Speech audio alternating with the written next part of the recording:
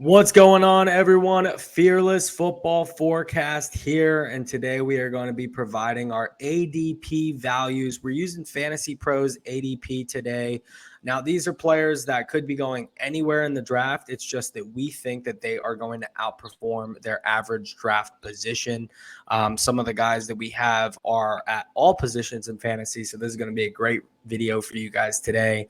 I'll let things get started right away. So take it away. Who's your first ADP value? All right, so my first guy, I think you might like this one because you're wearing the team he's on now. I'm gonna go with Brandon Cooks. I think that we all know how talented he is. He's been in the league 9 years. He's had 1,000 yards, all but three. Uh, the two were, and they were littered by injuries. It was his rookie year, and then like 3 years ago, and this past year, where littered by injuries. And last year, he just didn't want to be on the team. His mind wasn't in it. And really, what this comes down to is I think he's still good enough, and I think that he's going to be on a team that's going to be let's just say at least top 10 in the NFL in offense this year. And CeeDee Lamb is going to make sure that the field is open for him. He's not going to really have to worry about, like on the Texans last year, he was really the only person of consequence. So I think coverage is going to really open up for him, and he's going to be able to tear up these cornerback twos. He's going to be able to have big plays over the top, and when Lamb is getting double covered, Dak is going to be looking at Brandon Cooks to do some work. Yeah, and he's going to definitely stretch the field for him. So if you're in a league with bonuses, he's going to do even better. My guy that I'm going to be talking about is Rashad Bateman. His ADP right now is 83. So that is the very end of the sixth or the beginning of the seventh round. The guys that he's going around at his position are Gabe Davis, who's a number 2, Quentin Johnson, who's a rookie, Elijah Moore, who's a number 3, and Michael Thomas, who is very old and hasn't been healthy. So as far as positional value right there, without even mentioning how well he's going to do, he should outperform all of those guys. He only played 5 games last year and was only really healthy for 3 of them. And in the one game, he had over 100 yards and a touchdown. He showed his potential as a true deep threat, but he can also play X very well. He showed tenacity. If you watch every single one of his catches from last season, there were many tough grabs, a lot of catches in traffic, and even a catch off of reflection from a defender after a really bad throw from Lamar. It bounced off the back of a helmet, and he ended up catching it. He's a former first-round pick, so he's got the draft capital there. He appears to be Lamar's number 1 target. I don't think OBJ is going to end up taking that spot over a veteran, and I don't see Zay Flowers doing it for quite some time. And, having both those guys run around underneath is going to really open things up for Bateman over the top. I think he far exceeds his ADP. I wouldn't be shocked if he was a top 20 wide receiver this year. I honestly see him being like a 3rd round value. He was projected to be a breakout last year, and his situation's only gotten better, especially with the addition of the Ravens' new offensive coordinator, who's really stressed his desire already to stretch the field. I love Bateman this year. Yeah, I mean, you and I both kind of agree on this one. He's just so talented. He's kind of, he's had a couple injuries so far, and like you said, I think they're going to be a little more pass happy. I think if I was dropping back and I had all those options, obviously Andrews, but Bateman would be the first receiver I'd be looking to. All right, so I'm going to jump into my next guy. Who it's funny that I was talking about somebody on your team because I'm going from your team to somebody on my team. I'm going to go with Rashad Penny. Right now, he's being drafted running back 40, 111th overall. And my biggest thing with him is he's shown the upside before. He went on that stretch in 2021 to end the season. He was like a top 3 running back in fantasy football. And that was on a team, the Seahawks, who, they've always been good, but I don't think they're as good as the offense that he is on now. I think that the Eagles are this year going to be one of the best offenses again, and that means a ton of red zone opportunities, a lot of touchdown opportunity.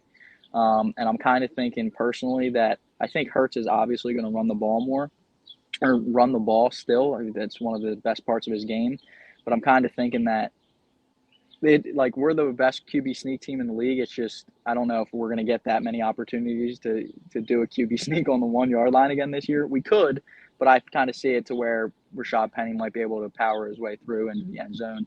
And if DeAndre Swift goes down, Bennett, and I like Gainwell, I like Scott, but I think Rashad Penny would take more of the load and he would show that league-winning upside like he did in 2021. Yeah, I think even his floor is better than where he's being drafted right now. Because even if he's just like the Jamal Williams role as complement to Swift and doesn't get many carries, but gets the touches where it matters, within the 5, he can still rack up a lot of touchdowns. And like you said, if there's any injuries or if he takes away some of Hurts' touchdowns from last year, then he's got the ability to far exceed his expectations. My next guy, I'm also sticking with running back here, and I'm going to go with Antonio Gibson. His ADP right now is 104. He's a 9th rounder, kind of in the same range as Penny. He's the RB 34 this year. He's already been a great back in fantasy in the past, and Rivera is very high on him this year, calling him a matchup nightmare. The thing that I think is huge is J.D. McKissick is released, and with Eric Bieniemy taking over as Washington's offensive coordinator, expect a lot more passing. He should get a huge uptick in receiving work. And honestly, look at Jerick McKinnon from last year. When he was the Chiefs starting running back, he was the RB5 from week 9 to week 17 in PPR. Looking at the guys around him, they're all backups pretty much. Samaje Perine, Zach Charbonnet, Khalil Herbert, Damian Harris, and Devin Achane are really the guys around him. Rashad Penny is as well. He's basically a free pick at that point. And if you do a no RB strategy, he's a great RB2 to have. I think right now in my rankings, I have him as my RB16. I think he should make it in the top 20, definitely way better than 34. Another thing I like as well is I don't see Curtis Samuel taking as many carries this year. So I really like Antonio Gibson this year. Yeah, I mean, like you said, he's done it before.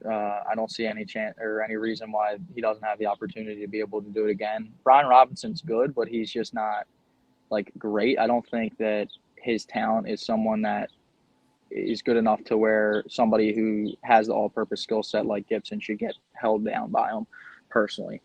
And for that, I'm going to go into my last guy, who he's probably my favorite one on this list. Well, him and Penny, because I think Penny has lead wing upside. But this guy, I think, is just extremely safe. I'm going to go with Deontay Johnson, another receiver.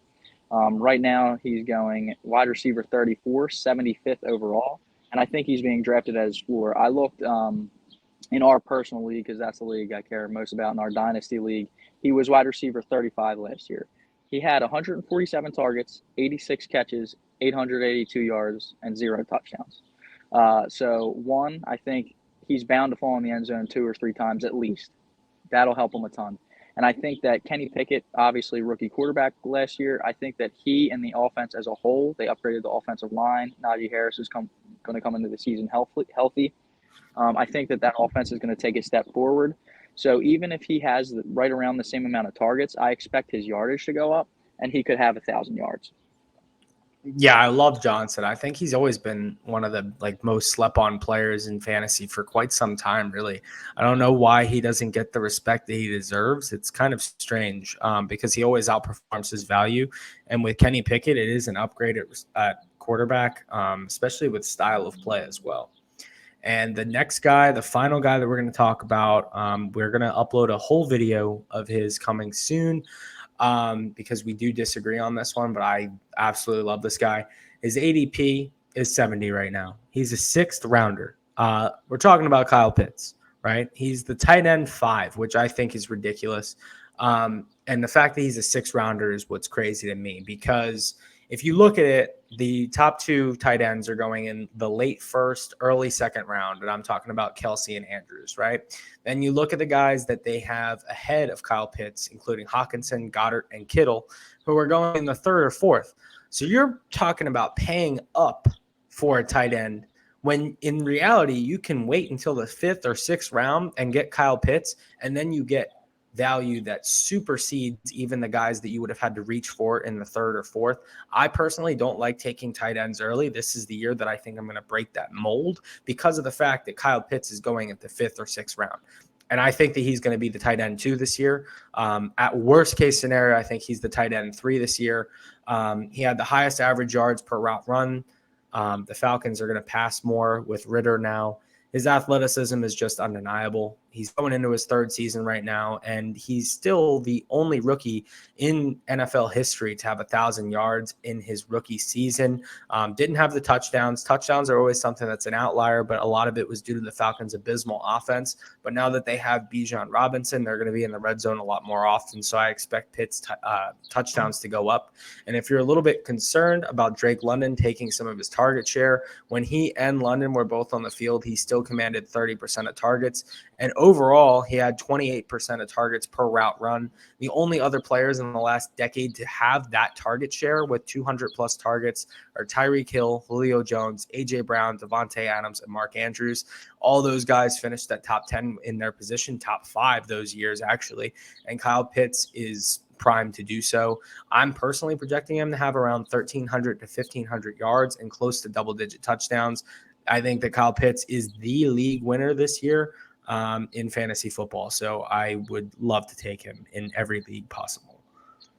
Yeah, I mean, you already said that, we kind of have a disagreement on this one. So to watch how we feel specifically, you can go to that video. But, he's got the talent for it. It could happen. He's, one of the most talented tight ends to ever come into the league as a prospect. So obviously he has that ceiling.